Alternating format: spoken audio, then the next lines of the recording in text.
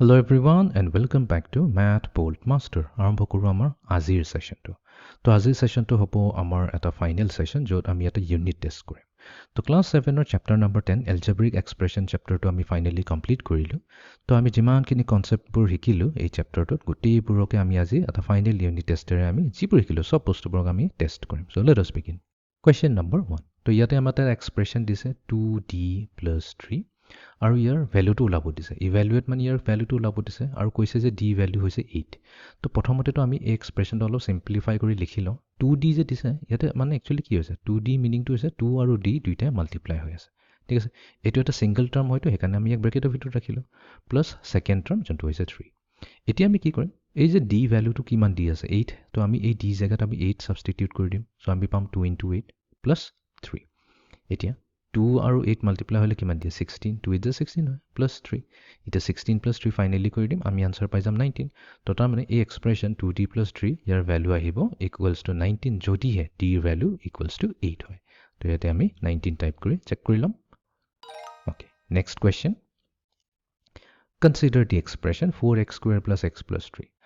এই এক্সপ্ৰেছনটো যদি চাও অফ কোৰ্স এটো কি হয় ট্ৰাইনোমিয়াল হয় তো ট্ৰাইনোমিয়াল মানে কি ইয়াৰ তিনটা টাৰ্মস আছে আৰু ইয়াতে কৈ দিছে ফাৰ্স্টটো যদি চাওতে entire sum is some with কি হ'ব সাম উইথ 3 টার্মস তো ইয়াতে আমি কি কৰিম সিলেক্ট কৰিম 3 টাৰ্মস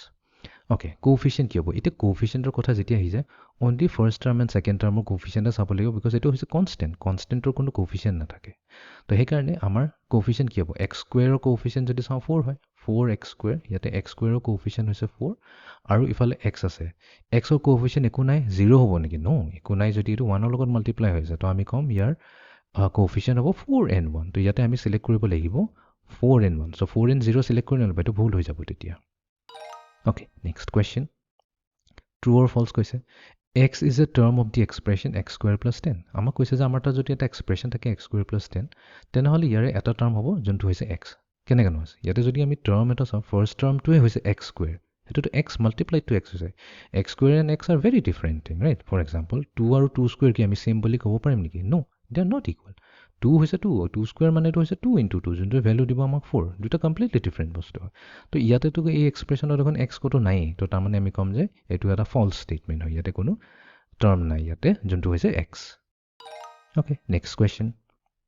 again true and false question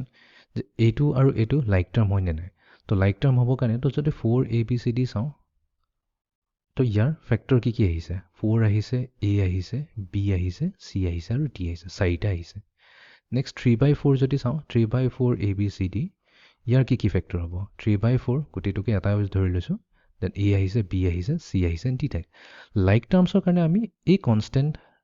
coefficient কিটাক আমি নেচাও আমি খালি ভেৰিয়েবল কিটাক চাও এটা যদি চাও ফাৰ্স্ট এন্ড সেকেন্ড মানে দুইটাৰে কিন্তু কি হৈছে সেম টু সেম ভেৰিয়েবল আছে ইয়াতে যদি a আছে ইয়াতো এবাৰ a আছে b এবাৰ আছে ইয়াতো এবাৰ আছে c and d এইকিটা এবাৰ আছে ইয়াতো এবাৰ ৰিপিট হৈছে তো তাৰ মানে কি হয় দুটা লাইক টাৰ্মস হ'বই হ'ব so it's a true statement so ইয়াতে আমি ট্ৰু অপশন এ সিলেক্ট কৰি ভেৰিফাই কৰি লওঁ yes এতিয়া আমি যাওঁ নেক্সট কোৱেশ্চনটো লৈ Which of these are binomials? আমাক কৈছে binomials কি হয় binomialsত আমি পাৱাৰ কি আছে এটো চাব নালাগে আমি খালি এটো চাব লাগে কি এটা টার্ম আছে দুটা টার্ম থাকিব লাগিব আৰু দুটাতকৈ বেছিও হ'ব নোৱাৰে দুটাতকৈ কমও হ'ব নোৱাৰে এক্স্যাক্টলি টু টার্মস আমি যদি চাও a b and c তিনিটাতে দেখোন দুটা টার্ম আছে তো তাৰ মানে তিনিটাই হৈ যাব আমাৰ binomial ওকে এতিয়া আমি যাওঁ নেক্সট কোৱেশ্চনটো লৈ ইভালুৱেট ওকে ইয়াতে আমাক ইভালুৱেট মানে ভ্যালু ওলাব দিছে 5w মানে কি 5 * w ওকে ব্ৰেকেটৰ ভিতৰত ৰাখি দিলো minus w by x তো ইয়াতে আছে w divided by x তো এটো হৈ যাব 5 into w w ভ্যালু কি আছে 6 তো 5 into 6 কৰিলো minus ইয়াতে আছে w ভ্যালু 6 আৰু x ৰ ভ্যালু দি আছে 2 তো 6/2 ক্যালকুলেট 5 6 = 30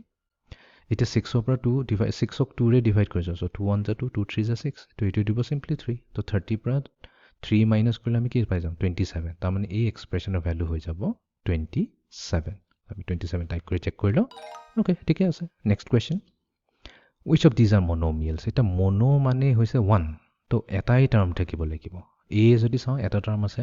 b হ'ব নোৱাৰে বিকজ কি b দুটা টার্ম আছে এটা আছে 7y আনটো আছে 7 এটা binomial হয় monomial নহয় c টো যদি চাও yes definitely এটো monomial because এই গুটিটো এটা সিঙ্গেল টার্ম হিচাপে লোৱা হ'ব এই গুটিটো এটা সিঙ্গেল টার্ম হ'ব এই গুটিটো এটা single term so a and b are correct okay এতিয়া আমি যাও নেক্সট কোৱেশ্চনটো লৈ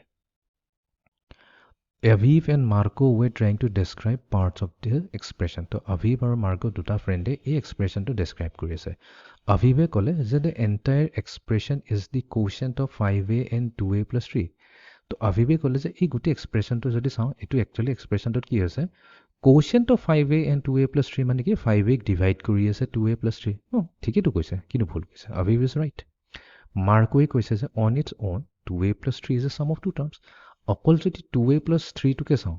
তো ইয়াতে কিন্তু কি আছে sum of two terms আছে না yes ইয়াতে এটা টাৰ্ম হৈছে 2a আনটো হৈছে 3 দুইটাৰে sum লৈ পেলাইতো আমি পাইছো 2a plus 3 তো তাৰ মানে এইটো দুইটাই ৰাইট হৈছে Aviv and Marco both are right so both students are correct okay এতিয়া আমি যাওঁ next question টোলৈ again আমাক এটা expression দিছে ইয়াৰ value ওলাব দিছে n by 6 plus 2 আৰু এবাৰ কৈছে n ৰ value হৈছে 12 তো আমি n ৰ জায়গা 12 পুট কৰি দিম 12 by 6 plus 2 তো এইটো 12ক 6 এৰে ডিভাইড কৰা মানে কি 2a পাম তো এইটো দিব 2 plus 2 ফাইনেল ভ্যালু আহি গ'ল আমাৰ ইকুৱেলছ টু 4 তো এই গোটেই এক্সপ্ৰেছনৰ ভ্যালু হৈ যাব আমাৰ 4 ওকে এতিয়া আমি যাওঁ আমাৰ ফাইনেল কুৱেশ্যনটোলৈ কুৱেশ্যন নম্বৰ 10 তো ইয়াতে দিছে 8 minus m by n okay m by n m কি দিছে ইয়াতে 8 ওকে n দিছে 2 তো তাৰমানে 8 by 2 হৈ গ'ল প্লাছ p স্কোৱাৰ মানে কি 7 ৰ হোল স্কোৱাৰ হৈ গ'ল 8 minus 8ক 2 ৰে ডিভাইড কৰিলে কি পাম 4 পাম 7 স্কোৱাৰ মানে কি হ'ল 49 এতিয়া প্ৰথমতে এই দুটা কৰিলো 8 ৰ পৰা 4 মাইনাস কৰিলে কি দিব 4 দিব প্লাস 49 তো 49 প্লাস 4 কি হ'ব 53 তাৰমানে এই গোটেই এক্সপ্ৰেছনৰ ভ্যালু আহি গ'ল 53 I hope এতিয়া বস্তুবোৰ ক্লিয়াৰ হৈ গ'ল এইটোৱে আছিল আমাৰ আজিৰ final unit test on class 7 chapter number 10 যোনটো আছিল আমাৰ algebraic expression ওপৰত আমি বহুতখিনি টপিক ইয়াতে কভাৰ কৰিলো তো এইটো আছিল আমাৰ আজিৰ সেশনটো so thank you very much